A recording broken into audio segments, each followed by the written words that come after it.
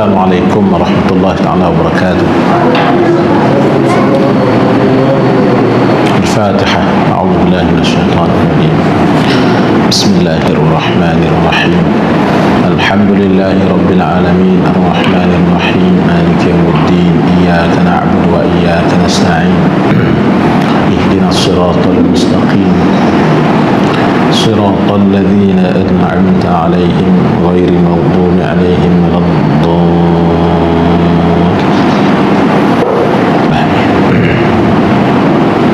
بسم الله الرحمن الرحيم.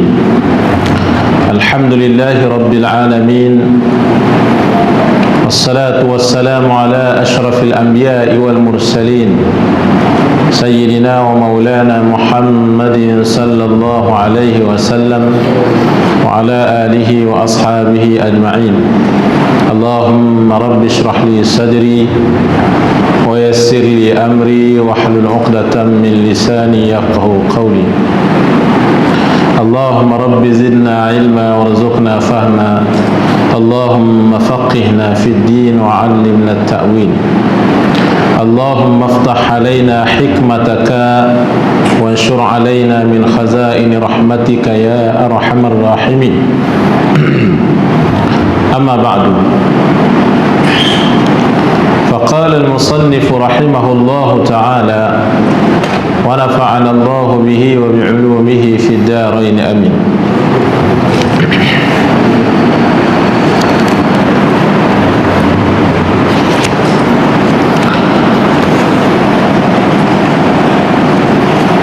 Berkata Syekh Al-Fatani rahimahullahu ta'ala wa nafa'ana Allah bihi wa bi'ulumihi fid darin amin. Dan kata Muawiyah, ya, situ ya, lupa. Dan kata Muawiyah radhiyallahu anhu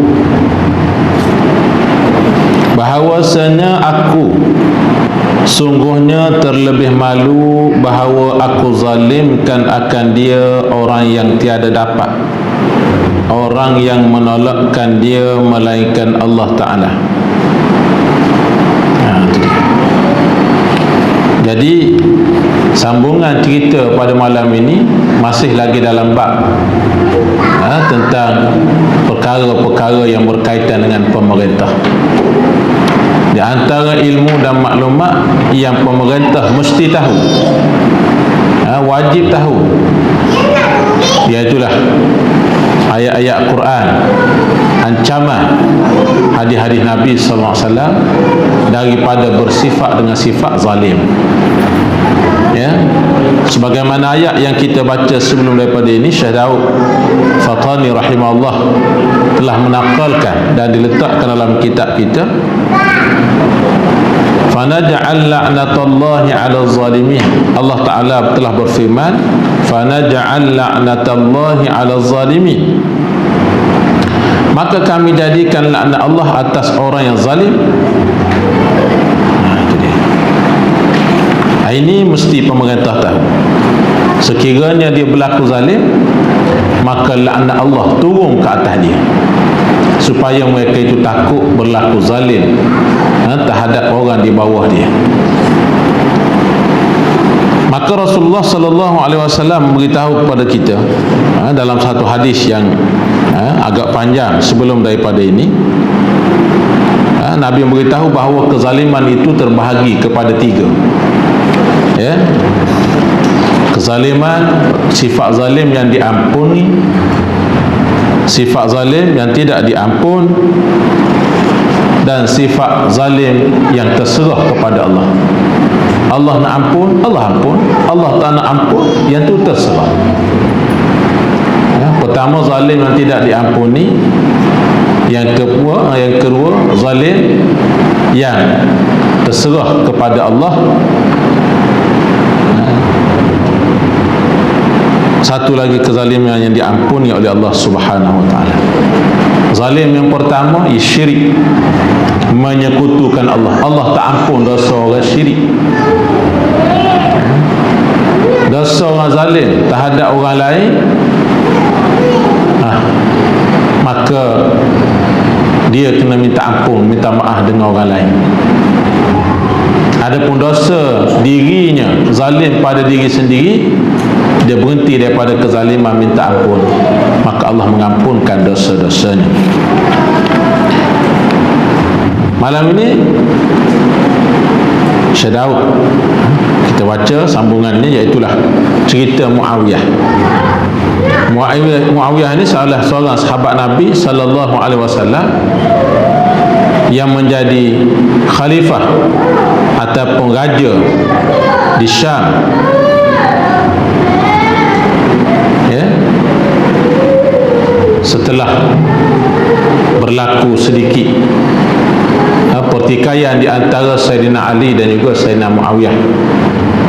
Puncanya sebagaimana kita sedia maklum, Sayyidina Uthman telah dibunuh oleh seseorang.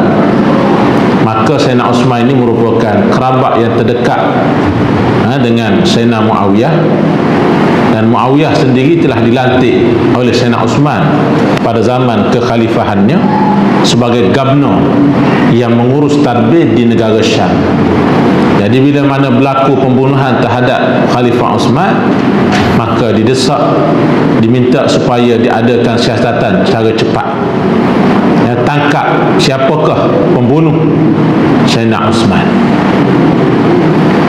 Maka di sana berlakulah sedikit selisih pandangan, pendapat, ijtihad, sehingga mana Sayyidina Muawiyah menjadi ketua di Syam dan Sayyidina Ali ditabah menjadi khalifah di Iraq.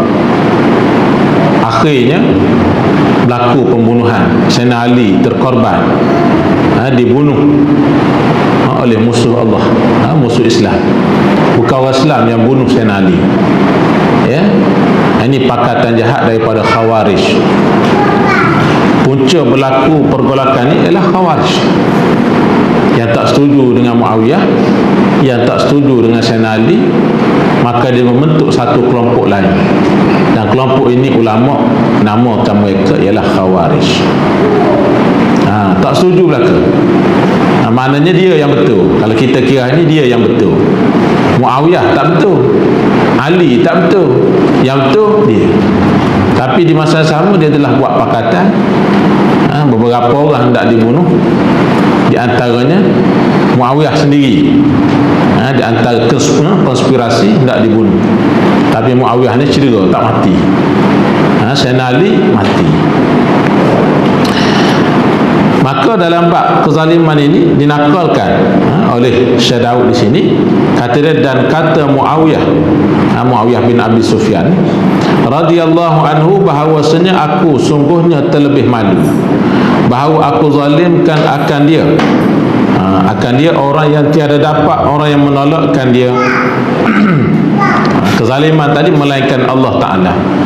Maknanya Muawiyah dia rasa malu kalau dia buat zalim pada orang. Di masa yang sama orang tersebut tidak boleh pertahankan diri nak menolakkan kezaliman orang yang buat zalim.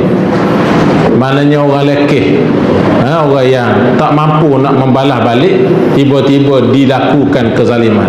Kata Muawiyah, aku malu orang macam ni, buat zalim pada orang yang tak mampu untuk lawan balik, nak balas balik.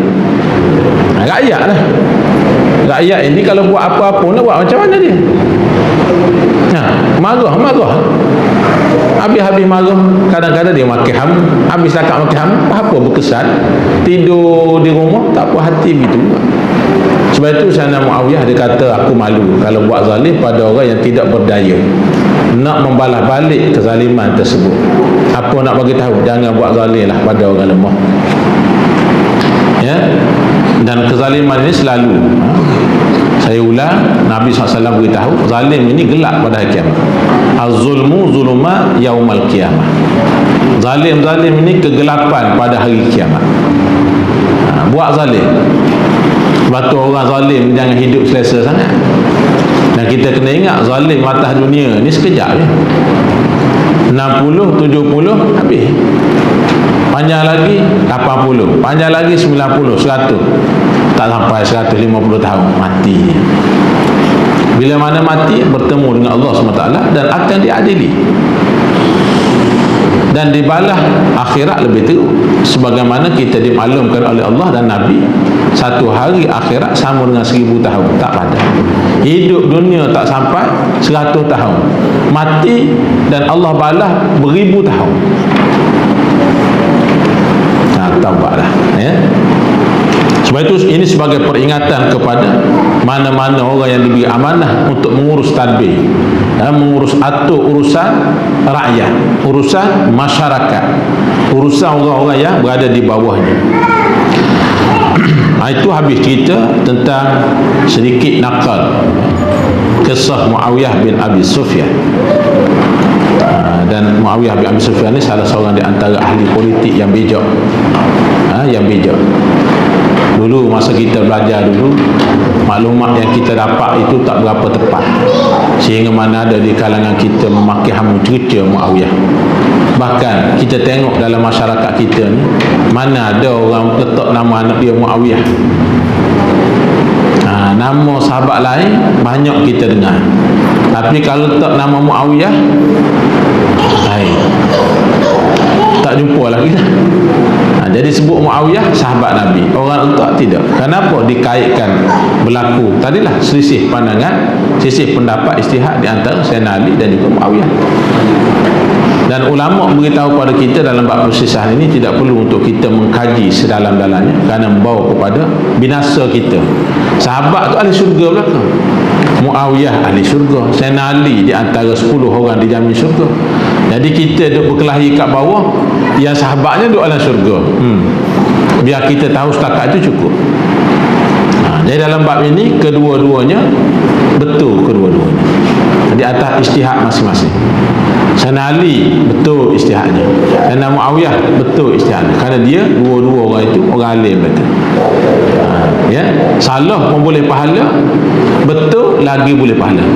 Betul 2 pahala, salah ijtihad dapat 1 pahala. Ini kelebihan mereka. Dan jasa mereka cukup besar terhadap Islam. Dan bermula zaman era Sayyidina Muawiyah lah bertukar khalifah itu dengan cara sistem beraja. Sebab itu dalam Islam ni ada sistem khalifah, yang kedua ada sistem beraja. Bila mana hampir kepada kematian Sayyidina Muawiyah, Sayyidina Muawiyah panggil anak dia Yazid. Tidaklah sahabat dia, tidaklah sealim dia, maka dia lantik anak dia Yazid sebagai pemerintah selepas daripada kematian Muawiyah. Itu dia. Dan berlakulah selepas daripada itu pembunuhan terhadap cucu Nabi sallallahu alaihi wasallam, Sayyidina Husain. Ya. Tapi ala kulli hal semua itu ada hikmah yang Allah Ta'ala berikan kepada kita untuk kita umat kemudian mengambil iktibar, supaya jangan berlaku lagi peristiwa seumpama itu. Baik, kata setengah hukama, orang-orang yang bijak pandai ni kata dia, sebutkan olehmu tatkala engkau menzalimkan seseorang akan adil Allah padanya, dan pada tatkala kuasa kamu akan kuasa Allah atasmu, dan jangan engkau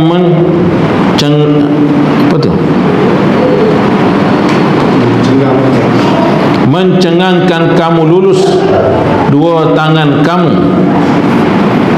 kamu tumpahkan darah, maka bahawasanya baginya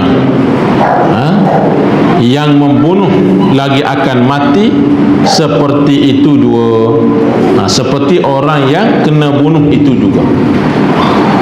Kata setengah ulama, kamu kena ingat, sebutkan olehmu, yakni ingat di dalam hati.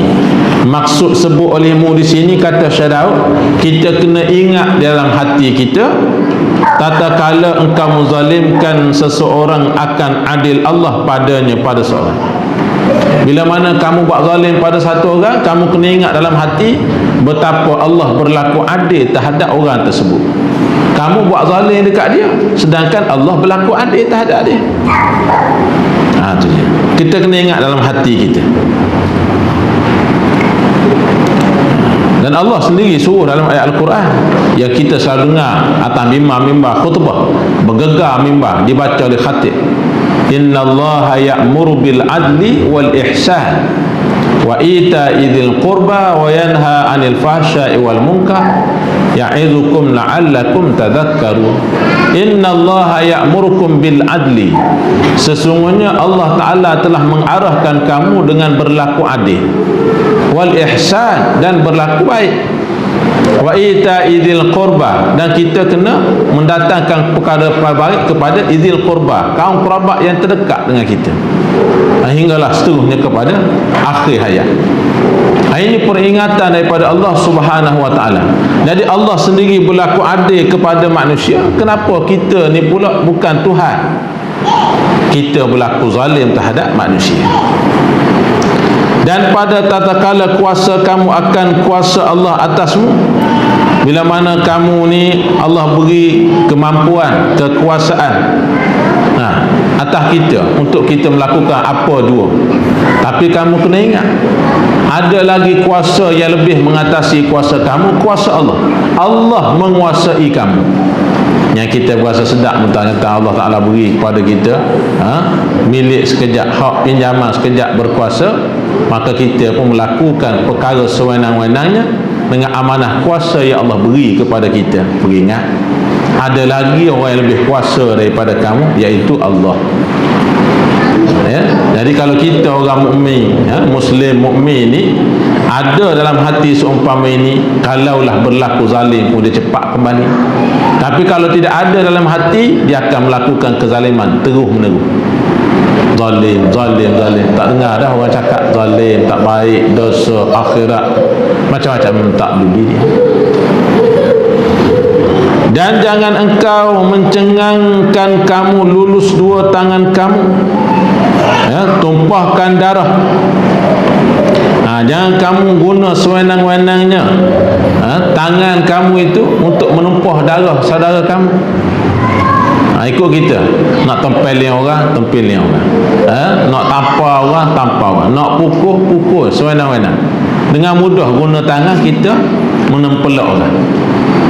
Jangan, sehingga mana menumpahkan darah saudara kita. Maka bahawasanya baginya, bagi yang membunuh tadi lagi akan mati. Kena ingat, orang yang membunuh pun satu masa dia akan mati. Kena ingat, sedap bunuh orang, pada muka kena bunuh. Dia tak ingat dia sendiri pun akan mati juga. Akan mati. Maknanya manusia ni tak ada satu orang pun terlepas tidak mati. Tak ada. Cuma orientalis ni dia sengaja buat filem, buat cerita untuk menaburkan syak wasangka terhadap hari kebangkitan, hari kebangkitan, hari kiamat. Dia buat cerita, buat cerita Armageddon, buat cerita kiamat, buat cerita dunia ni akan musnah. Tapi dia buat kapal, akhir sekali selamat dia. Dunia ni tak jadi kiamat. Sebenarnya bila mana hancur dunia ni, habis semua hancur. Cakrawala ni semua hancur. Allah buat dunia lain. Itu maknanya tak terlepas walaupun satu orang. Maknanya kalau kiamat, anak kapal terbang lari pergi planet Marikh, pergi duduk di bulan. Kalau begitu jangan tunggu sampai kiamat, pergi duduk sekarang. Pergi Teroka sekarang. Pergi tanah kangkung sana, tanah Lobok, tanah Kubih, buat rumah banglo istana kat sana. Lagi aman. Kenapa? Kerana kiamat ni dunia je. Dah bulan kamu sangka tak berlaku kiamat, duduk di bulan selalu sekarang. Tak payah sibuk-sibuk nak pindah dah. Itu semua tahyul belaka. Semua itu dicampak ke dalam hati orang Islam. Kalau orang Islam itu sendiri tidak mengambil tahu tentang agama, boleh jadi dalam hatinya menyangka boleh jadi sungguh selamat kalau kiamat kita pindah daripada bumi. Bumi je kiamat, lain tak kiamat. Hancur habis. Mati semua. maka kena ingat bahawasanya bagi yang membunuh lagi akan mati seperti itu juga. Seperti mana? Seperti orang yang kena bunuh itu juga mati. Ya, tak ada lagi setakat ini kita tahu bahawa anak Nabi Adam AS hidup sampai hari ini. Ada moyang kita lah, moyang kita semua mati. Panjang pun 1000 tahun lebih, 1000 tahun pun mati juga. Umat Nabi Muhammad dia jangan haraplah nak hidup 1000 tahun, sebab Nabi sendiri pun beritahu 60-70. Baina sittin wa sab'in, di antara 60-70 tu je umur Nabi. Lepas tu mati semua. Ya, kita tengok orang-orang yang gangster, orang yang pada masa dia hebat, dia buat orang yang lemah, tapi di akhir usia dia macam mana mati? Kadang-kadang Allah balas, belum lagi di akhirat dia sendiri pun kena bunuh pada orang. Dia buat orang masa dia sihat, masa dia hebat, tapi bila mana akhir usia dia, tahu-tahu dia pun juga dibunuh oleh orang. Tak ke mana? Ya. Sebab itu jangan buat zalim pada orang. Dia berdoa pada Allah SWT pagi, petang, siang dan malam. Turun musibah, mati juga kena bunuh. Dan kata Abu Nur bin Yazid, bermula batu yang dimasukkan ke dalam bunyan rumah. Bunyan ni binaan lah. Pada ketiadaan halal ia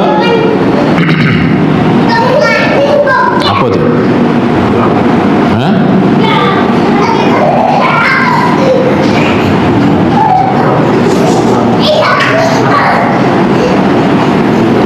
Tu dia. Bermula batu yang dimasukkan di dalam bunyan rumah pada ketiadaan halal, ia sekarang binasanya. Binasa.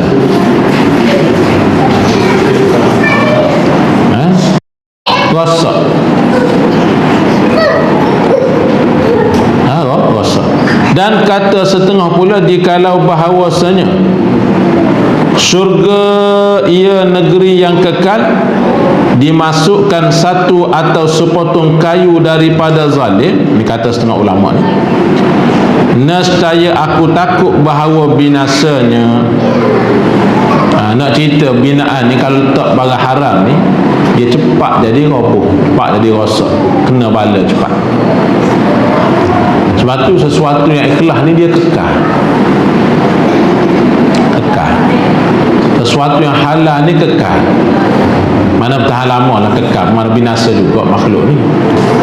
Bukan mana kekal sampai kiamat, tidak. Mana binasa tapi tahan lama lah. Barang yang tidak halal ni barang yang haram lah. Tiada halal ni mana haram, cepat binasa, cepat rosak. Kalau orang pun tak rasa sayang, pasal apa?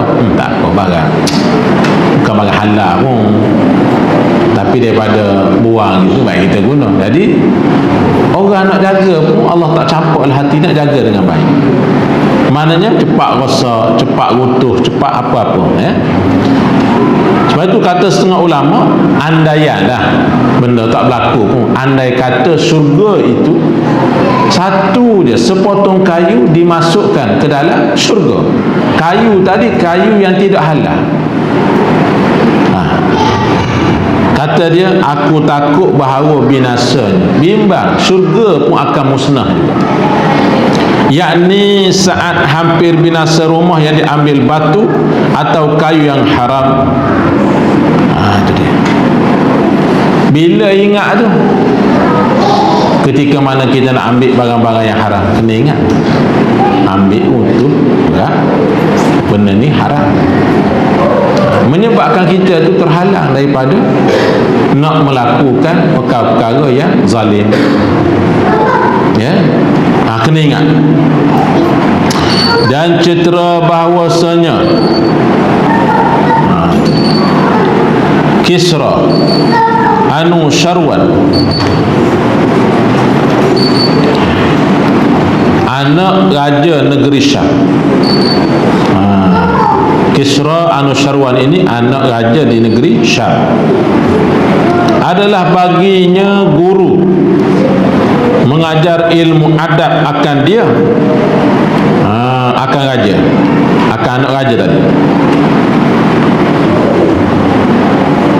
Cerita Kisra Anusyarwan iaitulah cerita seorang anak raja di negara Syam dahulu kala, adalah baginya, bagi anak raja tadi, guru yang mengajar ilmu adab akan dia, hingga masyhurlah ia Kisra tadi pada ilmunya, alim sungguh, bijak.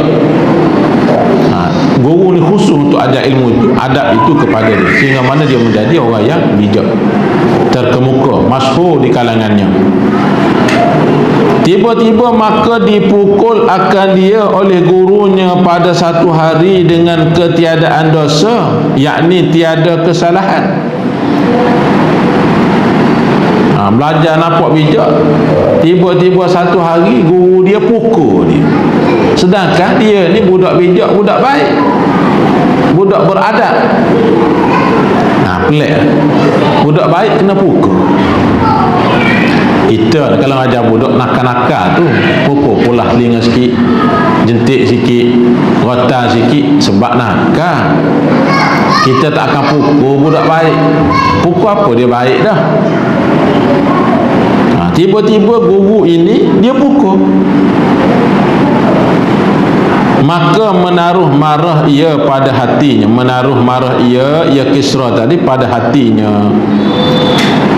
Dia pun rasa tak puas hati, pendam rasa terhadap guru dia, nak marah. Tapi nak marah terus ni, ingat juga dia tok guru aku, tak apa, lain kali nanti. Dia simpan perasaan. Pasal apa cikgu dia, ustaz dia, tok guru dia pukul dia? Dia tak buat salah apa. Ni geram, kalau aku buat salah tak apa. Seolah begitulah dia cakap seorang. Macam kita lah, kalau kita baik, tiba-tiba dipukul oleh cikgu kita, guru kita, mesti kita terfikir, pasal apa pukul? Aku baik, kerja rumah buat, mari pagi dan sebagainya, tiba-tiba kena pukul juga. Yang betul-betul nakal tak ada apa pula. Maka tatkala baik ia kerajaan baginya. Bila mana satu masa raja tadi, budak tadi memegang tampuk kerajaan, dia pula jadi berkuasa satu. Dia ditambah menjadi pemerintah, jadi raja, jadi penguasa. Maka berkata berkata ia Kisra Anusyarwan tadi bagi gurunya. Dia panggil guru dia menghadap, tak puas hati masa dia mengaji dulu, kira-kira nak tanya, pasal apa pukul ni? Apa yang menanggungkan dikau atas memukul akan daku? Apa yang menanggung, yakni sebab memukul aku dahulu. Mana begitu? Pada hari begian dan begian dengan zalim jua. Pasal apa? Syekh pukul saya dulu pada tahun sekian, hari sekian. Pasal apa? Sebab apa pukul saya? Nak tahu? Hari ini nak tahu. Saya simpan lama dah nak tanya, tapi hari inilah hari yang saya mampu nak tanya. Pasal apa Syekh pukul saya? Pasal apa tuan guru pukul saya dahulu, sedangkan saya tak buat satu kesalahan? Pukul pula, pukul dengan zalim. Mana pukul teruk, pukul sungguh. Maka kata gurunya, guru dia tadi, tatkala ada engkau aku lihat akan dikau saat gemar pada ilmu, aku harap bagimu kerajaan kemudian daripada bapa engkau. Tok guru nampak dah, nampak budak ni cerdik, bijak, semangat belajar, rajin, seorang yang beradab.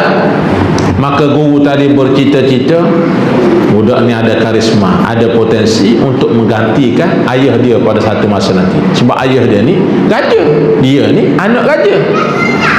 Jadi kerana orang yang baik, mengaji, pandai, cerdik, guru tadi terdetik doa, mudah-mudahan budak ini akan jadi pemerintah, akan memegang kerajaan satu masa nanti selepas daripada ayah dia turun.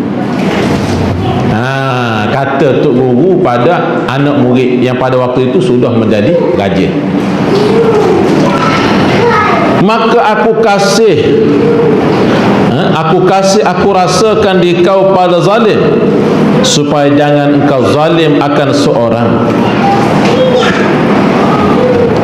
Dia kata, aku rasa suka sangat, aku pukul engkau, aku kenakan engkau masa waktu kamu belajar sebagai ilmu pengajaran adab yang tinggi.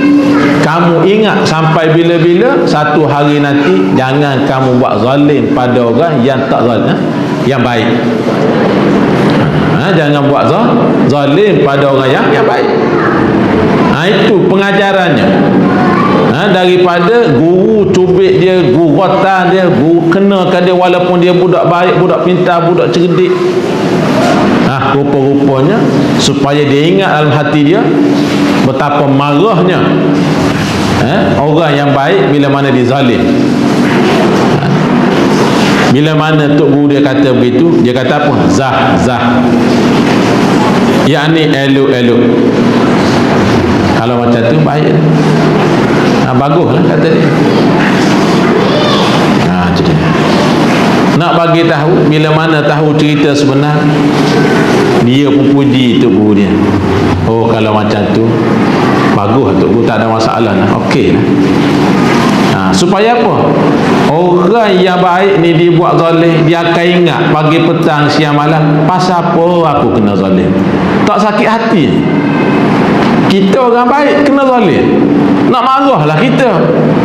Supaya kamu ingat, bila mana kamu rasa orang yang baik dizalimi, mana tertekan hidup dia, ingat sepanjang hidup dia orang buat zalim, maka kamu kena ingat, begitulah perasaan orang yang baik bila mana dizalim kepada dia pagi, petang, siang, malam. Dia ingat pasal apa orang zalim. Tengok, tertekan hidup dia.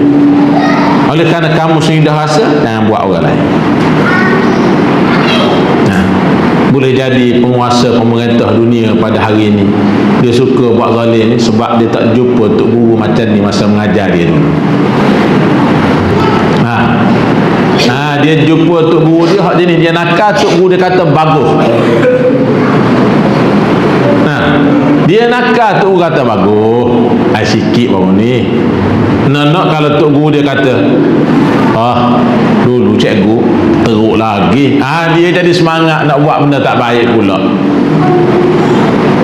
Jadi tak berjumpa dengan guru seumpama disebut oleh Syekh Daud, oleh Kisra Anusharwan.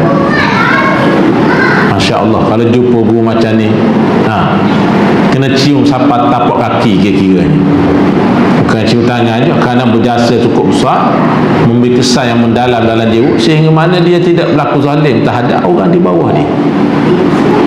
Sebab dia rasa tertekan. Sebab itu orang yang dilantik ada pengalaman banyak semasa hidup dia, zaman muda remajanya, ditekan dia apa, itu lebih berkesan dalam pemerintahan dia untuk dia berlaku lebih adil. Sebab dia pernah merasai keperitan orang-orang susah, keperitan orang-orang yang dizalimi. Itu dia. Jadi kita jangan pula ajar anak kita suruh cikgu katak je, jangan pula. Cakap biar cikgu pukul lah. Jangan kata gitu pula ajar anak kita, biar cikgu pukul di sekolah, suruh pukul pula. Cikgu pukul tu suku kira. Kita jangan ajar dia supaya guru pukul. Tapi sekiranya guru memukul itu ada sebab dan hikmahnya, ada sebab sebenarnya. Kita ni kadang-kadang betul lah, akal kita tak tercapai. Kita rasa orang marah kita, orang benci dekat kita. Sebenarnya guru, mak ayah kita ni marah kat kita, tujuannya untuk bekalan pada masa akan datang, biar kita berfikir, oh kalau tak marah aku ni tak jadi orang. Orang ke apa tak tahu lah. Nak bagi tahu bahawa didikan seorang guru itu, dia marah ke dia apa, sebenarnya ada hikmah yang terkandung di sebalik cerita itu, nak suruh kita ni menjadi insan yang baik dan berguna. Baik, kita pergi sekali. Maka setengah raja yang dahulu Disurat pada hamparannya akan syair ini. Raja-raja dahululah, dia tulis syair ni. Tulis di mana? Tulis di tikar dia, di hamparan, di cadar dia. Nak tidur, hebat. Orang sekarang siapa merata tak ada ni. Kita kena buat akhlak elok-elok semua sekali. Kita kena bagi hadiah, tapi jangan tulis saja, kena tulis terjemah sekali. Sebagai peringatan. Taklah dekat mana, sebagai peringatan. Apa dia tulis? La tazlimanna idza ma kunta muqtadira faz-zulmu masdaruhu yufdi ila an-nadami tanamu 'aynaka wal mazlumu muntabihun yad'u 'alayka wa 'ainullahi lam tanami. Artinya, jangan kamu zalimkan orang apabila ada kamu kuasanya, maka zalim itu tempat keluarnya membawa kepada menyesal. Tidur dua mata engkau, dan yang kena zalim jaga ia meminta doa atas engkau, dan ain Allah tiada tidur. Apa nak bagi tahu? Kamu jangan suka sangat buat zalim pada orang. Ya. Waktu mana? Waktu kamu mampu untuk berlaku zalim. Mana orang yang zalim ni ada kuasa. Pada waktu itu jangan guna kuasa kita untuk kita zalim ke orang. Jangan. Sebab apa? Kata dia, zalim itu puncanya akan membawa seseorang itu menyesal buat selama-lamanya. Dia akan menyesal. Dunia mungkin dia tak nampak sesalah, akhirat menyesal. Kalaulah aku tak zalim, kalaulah aku kalau akhirat. Masa dunia ikut dia lah, aku tak rasa. Ya. Kena ingat, jangan buat zalim. Zalim Nabi sebut, kalau kita zalim, ambil kayu orang sikit, buat cukir gigi tanpa keizinan daripada tuannya, itu pun melayakkan seseorang itu masuk neraka. Apatah lagi zalim besar daripada itu. Kita pergi rumah orang, patah pokok bunga orang. Sedangkan pokok bunga itu tuan dia sayang, dan kalau tuan dia tahu kita patah, dia marah. Kita gatal tangan, tak ada kayu pun cukir gigi, kita pun patahkan dahan pokok bunga dia, nak buat congkir makanan yang lekat dekat gigi kita. Itu satu kezaliman yang boleh membawa kepada azab Allah Subhanahu Wa Taala. Sikit je. Kalau kita kata, alah sikit, sikit pun nak cerita adik Allah, jangan buat zalim walaupun sikit. Ya, ni sampai kalau bunuh orang, berat. Ya, kezaliman tahap membunuh orang. Apa zaman Islam dulu, Hajjaj Yusuf As-Saqafi, pemerintah dia kasar. Sehingga mana dia membunuh orang, membunuh tabi'in, sedangkan orang tu waliullah, orang saleh. Apa jadi dia? Mati trauma. Mati trauma. Dia tidur, nak je pejam mata, lelak mata, tiba-tiba dia nampak, dia perasan keluar darah bawah tilam dia. Terkejut bangun, akhirnya tak boleh tidur. Tak lama selepas pada itu mati trauma. Kenapa? Kerana suka bunuh orang. Kalau bahasa kita apa panggil apa? Lekat apa? Lekat badi. Biasa orang panggil lekat badi ni budak lahir sana. Trauma tu panggil. Kalau bahasa Kelantan dia panggil lekat kuung. Kena mengaji, ya. Kuung. Lekat badi, lekat punya. Kata tersampuk, tidak sampuk, kuung lah. Maknanya trauma lah, trauma. Lekat kuung kata dia. Terkejut dan sebagainya, sehingga mana takut pada bayang-bayang sendiri. Nak tidur tak boleh, pejam mata nampak dah keluar, pejam mata nampak dah keluar, mati begitu. Pasal apa? Pasal dia zalim. Dahsyat zalim. Allah buat macam-macam. Hidup apa hebat dia tu. Dilantik menjadi governor untuk menjaga dua tanah haram, tapi di masa yang sama terbunuh di tangannya cucu Sayyidina Abu Bakar. Ya, Mus'ab bin Az-Zubair, Abdullah bin Az-Zubair.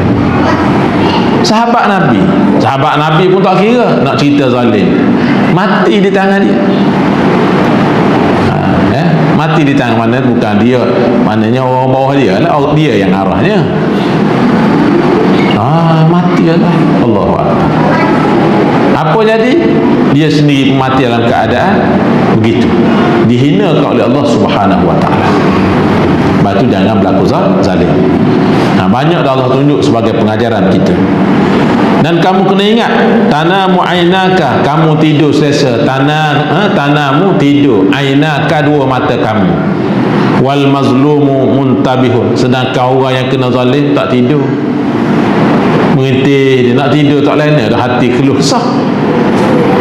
Yad'u alaika wa ainullahi lam tanumi, dia mendoakan kecelakaan ke atas kamu. Yad'u alaika ni berdoa supaya Allah timpa binasa ke atas kamu. Alaika mudarat ke atas kamu, ya. Wa ainullah, dan mata Allah, lam tanami, tidak tidur. Artinya Allah ni tak tidur. Mana Allah senantiasa mendengar permintaan hamba yang dizalimi. Cuma tunggu masa. Sebab itu kena takut kepada doa-doa orang yang kena zalim. Sebab tu Nabi sebut satu hadis, ittaqu da'watal mazlumi, kamu kena takut doa orang yang kena zalim. Sebab tu kalau kamu buat zalim pada orang, beringat. Orang tua-tua kata doa orang yang kena zalim ini satu nama, iaitu orang panggil panah malam, anak panah malam. Anak panah, maknanya doa ni tuan-tuan, tak ada satu doa yang tersasar, tidak mengena target dan sasaran, tak ada. Doa ni tepat. Tahu-tahu serangan jantung, bukan serangan jantung kerana penyakit, tapi kerana doa orang tu Allah kenakan dia dengan serangan jantung, mati waktu itu juga. Jangan main. Itu sebab itu kita kena beringat. Maka pemerintah, raja-raja dahulu, raja-raja yang soleh, dia tulis ni kalimat-kalimat hikmah ini di hamparan. Maknanya bila mana dia nak masuk nak tidur, dia pun tengok. Dia pun renung sekejap, ada tak aku zalim pada orang, ada tak aku zalim pada rakyat aku. Kalau aku tidur lena, rakyat aku kena zalim, dia tak tidur, aku tidur, okey, tiba-tiba bala turun atas aku. Kenapa? Kerana doa rakyat-rakyat aku. Kemudian dia isah dah ada kat situ, nak tidur nampak, nak tidur nampak. InsyaAllah akan membawa kepada kebaikan dan keadilan, ya. Nak tulis, kalau hari ni kalau pemimpin tak reti, tak pandai bahasa Arab, nak tulis terjemah. Jangan tulis terjemah saja, ya. Kena tulis bahasa Arab, kemudian kena tulis terjemahan pula. Kalau nak lebih lagi, kita rakam pula suara kita baca hak tu. Bagi CD, bagi frame, terjemah pula. Boleh ni, cadangan ni bagus sebenarnya. Supaya manfaat yang besar kita dapat. Bila mana pemerintah adil, maka hidup rakyat jelata jadi berkat. Berkat ni kita senang, pemerintah pun senang, ya. Sebab tu selalu saya kadang-kadang sebut tempat-tempat ceramah, kalau kita jumpa pemimpin-pemimpin yang zalim, kalau ada masa dan ruang, kita pergi rapat dekat dia, kita bisik dekat dia, beringat, maka orang berdoa mati cepat, biar dengar, biar tersentak sekejap. Biar pemerintah tu dia mikir, mati aku sudah. Nak cerita ni beringat, yang kita rasa selesa dengan kita buat zalim pada orang di bawah kita, terutamanya rakyat kita.